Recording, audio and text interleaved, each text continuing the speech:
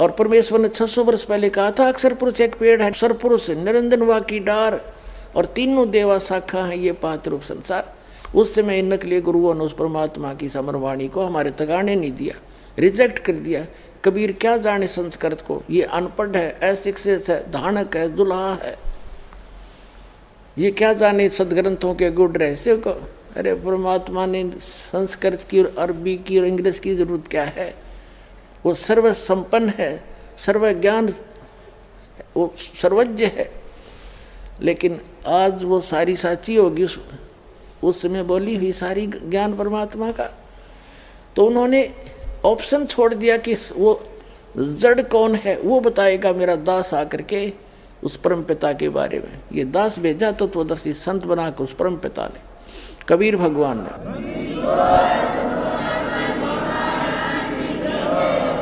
अब इसमें क्या बताया है कि उस संसार रूपी वृक्ष की 15वें अध्याय के देखिएगा, 15वें अध्याय का अब हम पढ़ेंगे दूसरा श्लोक।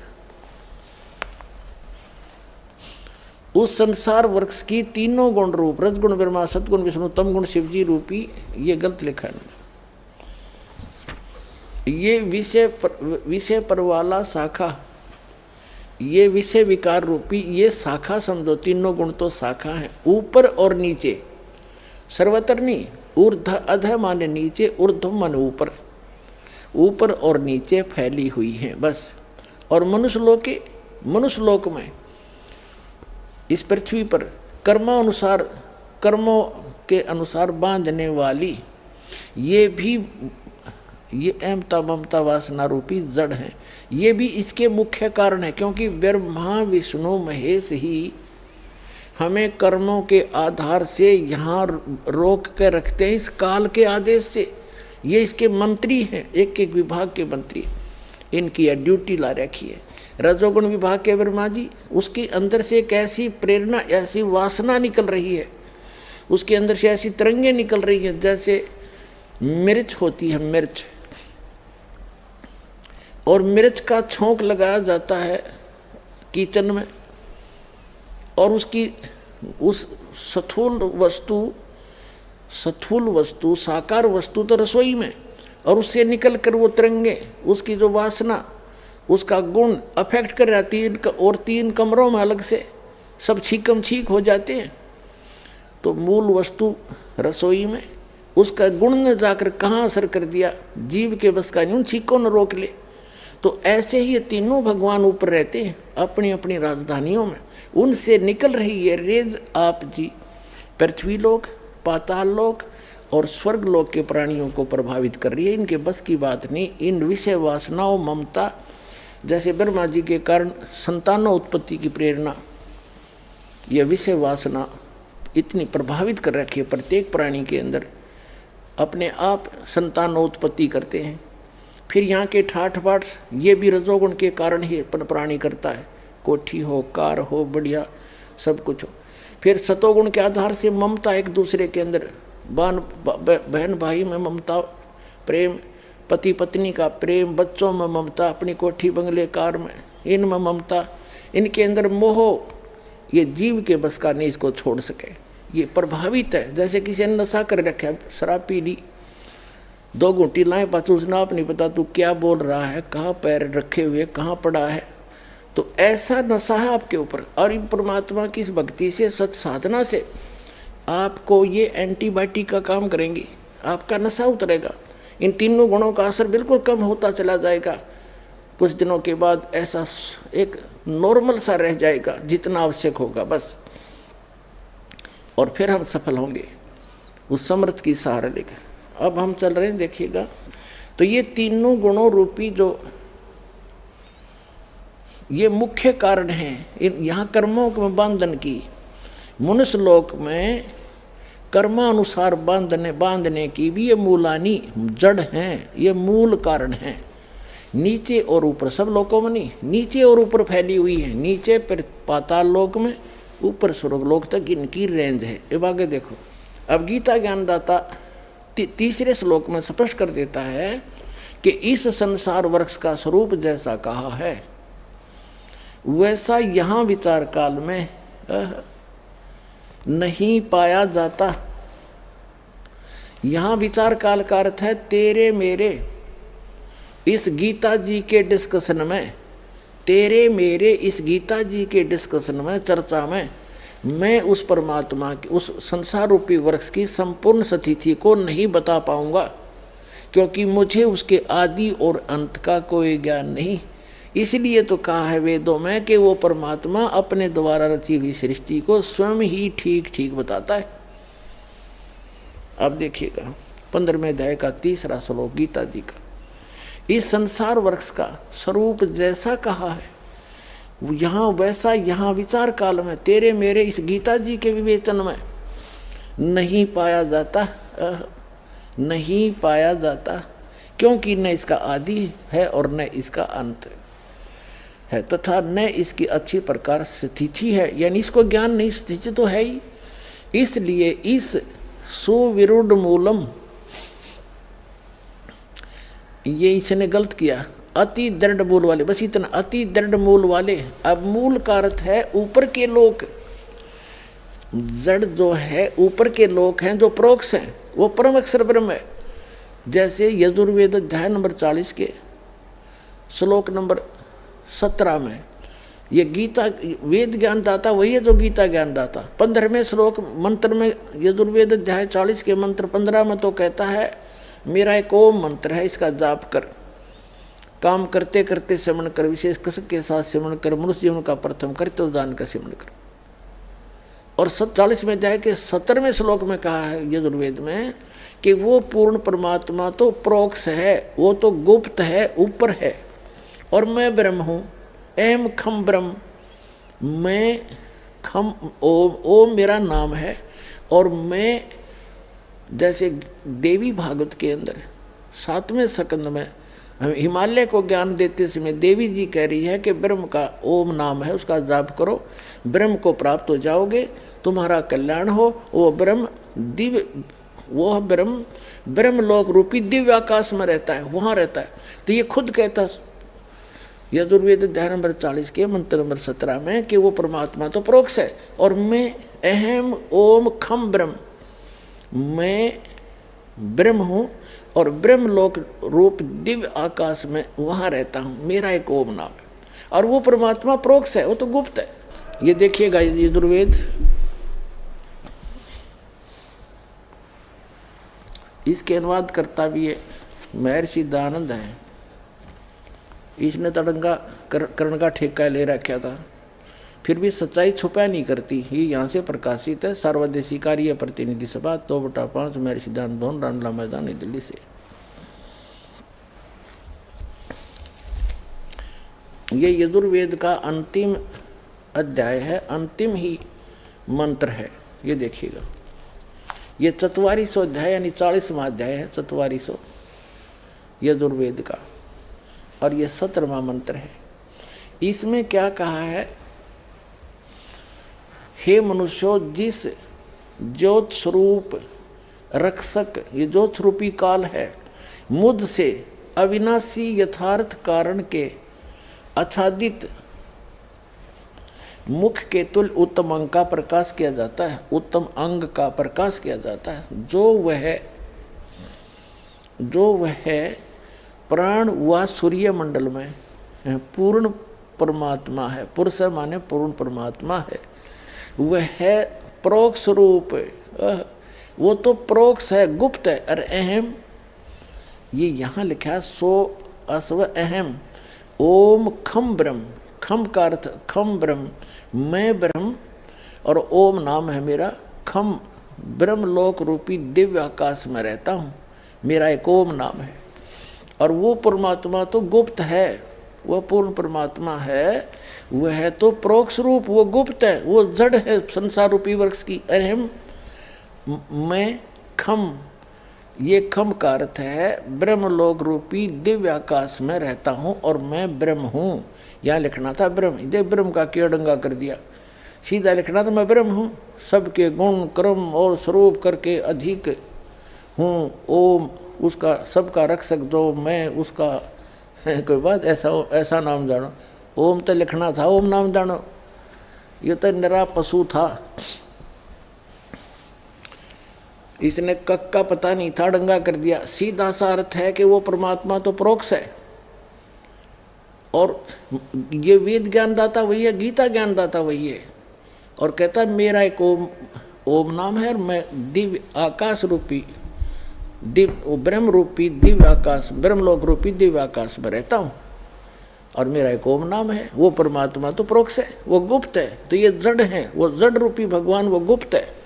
अब यहाँ बता रहा है कि श्रीमद् भगवत गीता अध्याय नंबर हम 15 पढ़ रहे हैं, और श्लोक नंबर हम 3 पढ़ रहे हैं। 2 पढ़ लिया, तीसरा पढ़ रहे हैं।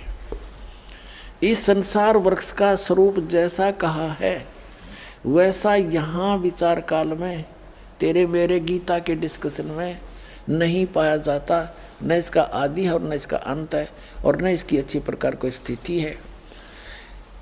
इसलिए इस सुविरुद्ध मूलम यानी ऊपर को जो जड़ है वो गुप्त है, उसको तत्वदर्शी संत बताएगा। परमात्मा ने जैसे पृथ्वी से बाहर जो वृक्ष दिखाई देता है उसके विषय में बताया है कि अक्षर पुरुष एक पेड़ है, तना से पेड़ शुरू हो गया और जड़ गुप्त रहेगी, और सरपुरुष वाकी डार, और तीनों देवा शाखा हैं ये पात्र रूप संसार। अब वो जो जड़ है, मूल है, इसमें लिखा सुविरुद्ध मूलम, यानी वो जो ऊपर के लोक हैं जो गुप्त हैं, जिसका आज तक किसी को पता ही नहीं, इनकी दिव्यदृष्टि वहाँ काम कर ही नहीं सकी। तो वो कहते हैं ऊपर के लोक तो अविनाशी लोक हैं, वो शाश्वत स्थान है, इसलिए उसको सुदृढ़ मूलम कहा है, सुविरुद्ध मूलम, यानी वो तो अविनाशी पोर्शन है उस परमात्मा का, वो कभी नाश में नहीं आता। इस प्रकार यहाँ इसका ये संकेत है, न इसका आदि और न अंत पाया जाता है।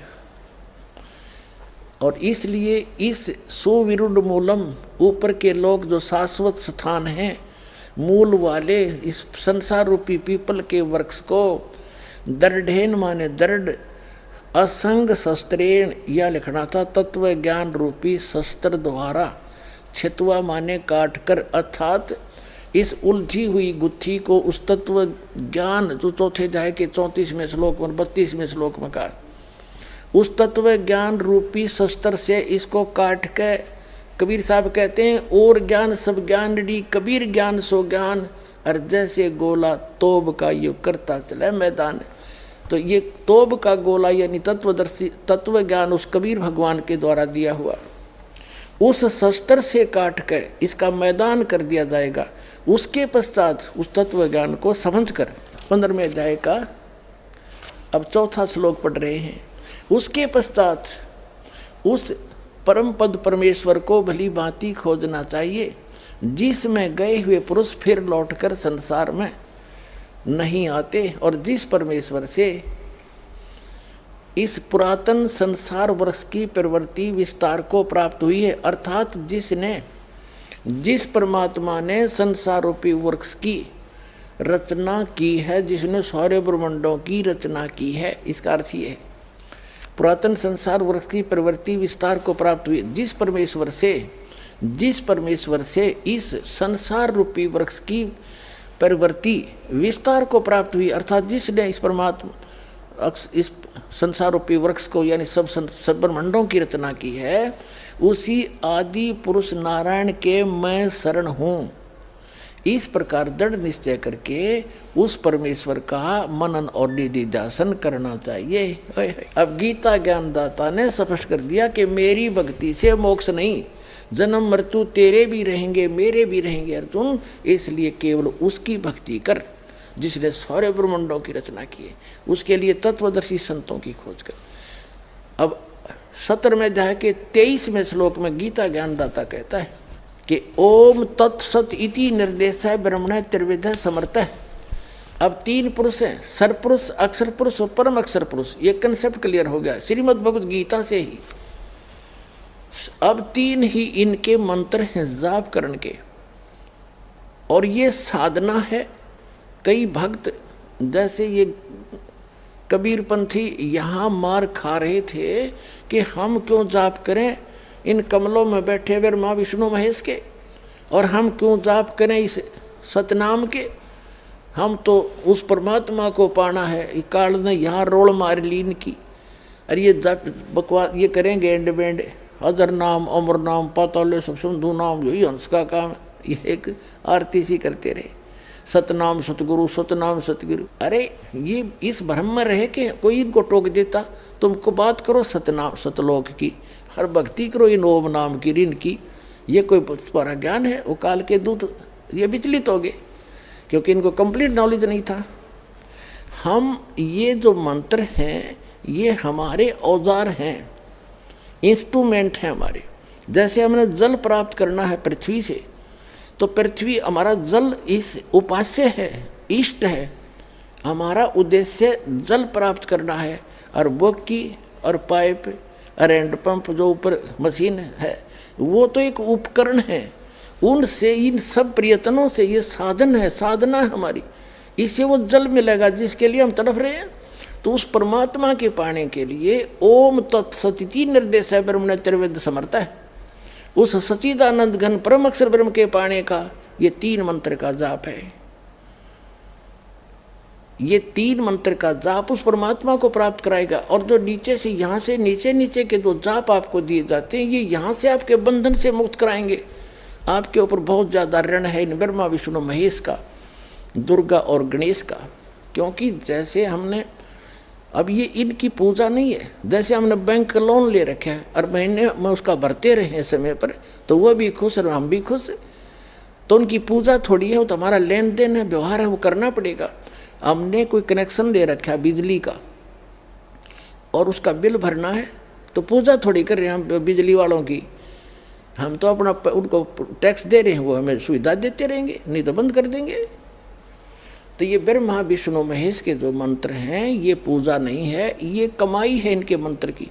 और इसके जाप से इनके अपने आप डिपॉजिट होता रहता, जितना इनको आवश्यकता हमें यहाँ जो वस्तु मिलेगी। ये इनके मूल मंत्र हैं। जैसे एक सिंपल सा उदाहरण है, जैसे एक भैंसा है जोटा, और उसने कोई नो कहे जाओ जोटे जोटे भैंसे कति नहीं सुने, एक बार नो कर दे हर नो को देखेगा, तो उसका मूल मंत्र है वो हुर। तो इन देवताओं की ये मूल मंत्र हैं, इनके ये वश हैं, इनके बस की बात नहीं। तो इनसे हमें लाभ होगा, ये इस प्रकार समझो। ये सब संसार विचलित पुण्यात्माओं, आपका सौभाग्य, आपके बात गला उतरेगी ना, क्योंकि पहले ज्ञान से पहले वाले भगवानों से सारा ही उल्टा काम। और यूँ सारा सुलटा, वो था उल्टा, उस उल्टे को हम सुलटा मान रहे थे, अच्छा मान रहे थे। तो इस ज्ञान से भ्रम निवारण होगा। इसको घना घना सुना करो, टीवी सीडी ले जाओ, पुस्तक पढ़ो, और साधना चैनल पर आता है तो उसमें देखा करो। ये तो एक कोर्स करना पड़ेगा, अपने कुछ दिनों में आपके उंगलियों पर आ जाएगा सारा ज्ञान। फिर आपको ब्रह्मा विष्णु महेश भी चाहेंगे तो भ्रमित नहीं कर सकते, और तभी आप भक्त बनोगे।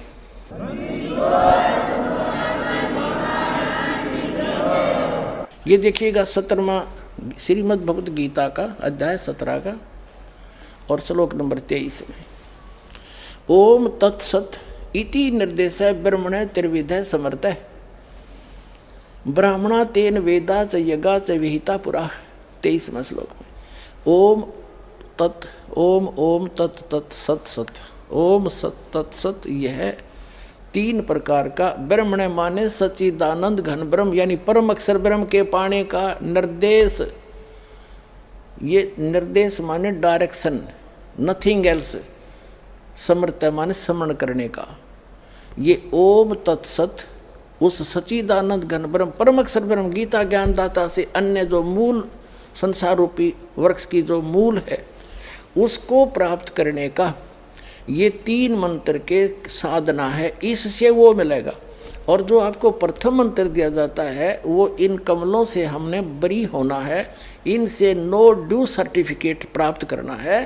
तो इन मंत्र के जाप जो दास ने आपको बताए हैं, एक दिन में 108 मंत्र, कोई घने नहीं होते, करके देखिए। तो कई भागों में कर ले, एक बार नहीं कर सके 10 कभी कर ले, 20 कभी कर ले, फिर 20 कर ले, यानी 3 भागों में कर ले, 4 में कर ले। लेकिन एक बार अभ्यास पड़ा फिर तो आप डिटे ना जा, कई माला फेर दोगे। तो जितना करोगे उतना ही अच्छा है, नहीं एक माला में आपका खूब काम चल जाएगा। और फिर ये सतनाम का जाप 2 अक्षर का, कई भ्रमित हो जाते हैं, क्योंकि ज्ञान तो रहा नहीं हमें। छोटे मोटे 10, 20, 100, 200 चेले बना रहा है, वो फिर उनको भ्रमित करने के लिए कह देता है कि पहले मंत्र में भी वही नाम है, सतनाम में भी वही मंत्र है, ये क्या मंत्र मेरे से यहीं मिलते हुए कर रहा है एक बकवाद। अरे भले आदमी, यदि तू ही ऐसा गुणी होता तो यहाँ आने की क्या जरूरत थी तुझे। अपन आत्माओं जैसे एक लड़की के पिता का नाम हरि सिंह और पति का नाम हरि सिंह, तो हरि सिंह केवल नाम, उस नाम से नहीं, वो किसका मंत्र है। अब जब उसको पूछेगा तो किसकी बेटी है, हरि सिंह की, तो वो कहाँ उसकी सुरती जाएगी अपने पिता पे।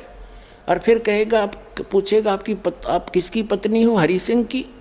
वो हरि सिंह कौन और वो हरि सिंह कौन, नाम एक है लेकिन वो व्यक्ति दो हैं, और उनके गुण और उनके नाते में भी अंतर है। इसी प्रकार जो मंत्र आपको दिए जाते हैं, दास जो मंत्र दे उसने ब्लाइंड फेथ करके देखो, ये प्रमाणित है। सब महापुरुषों ने जिनको मोक्ष प्राप्त हुआ उन्होंने भी यही जाप किया, ये आपके रूबरू कई बार कर लिया, रह कर और भी करते रहेंगे आपको दृढ़ विश्वास कराने के लिए। तो इससे क्या हो गया कि उस सच्चिदानंद घन ब्रह्म परम अक्षर ब्रह्म के पाने का ओम तत्सत, ये 3 मंत्र के जाप का निर्देश है, नथिंग एल्स। निर्देश का अर्थ है डायरेक्शन, अग्रम अग्रम नहीं, विकल्प नहीं इसका, फिर कोई और मंत्र नहीं है। अपने आत्मा जो आज का सत्संग दास करना चाह रहा था, अभी तक तय भूमिका बनी है, बाकी शेष सत्संग कल सुनाएंगे। बोलो सतगुरुदेव की जय।